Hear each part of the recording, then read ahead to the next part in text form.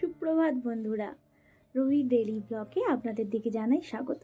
আজ সকাল সকাল রেডি হয়ে পড়েছি, ফিস্ট করতে যাব, তাই সমস্ত জিনিসপত্র গুছিয়ে নিয়েছি।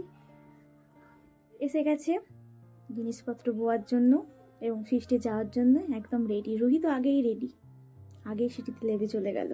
তার সাথে আছে প্রীতম, সুমন, আমিও রেডি। ব্যাস উঠে পড়লাম ভাইয়ের বাইকে।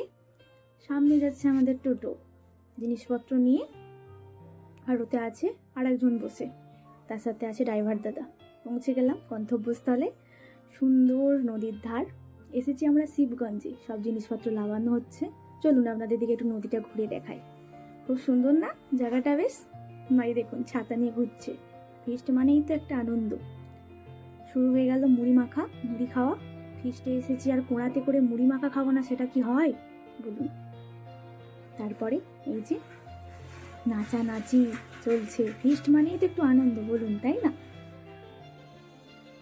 রান্না করছে প্রীতম, করছিলাম আমিও। আমি বললাম আমি একটু ঘুরছি, ব্যাস। তার সাথে এদিকে নাচানাচি চলছে, ওদিকে রান্না। চলুন এবার বসে পড়ি খেতে। আজকের মেনু ছিল ফ্রাইড রাইস, কষা মাংস, তার সাথে চাটনি, পাঁপড়, মিষ্টি, ব্যাস এইটুকু। তাই আজকের মতো। ও শুরু হয়ে গেছে রুহির ফুটবল খেলা। খেয়ে দিয়ে বলছে একটু খেলে নিই মা।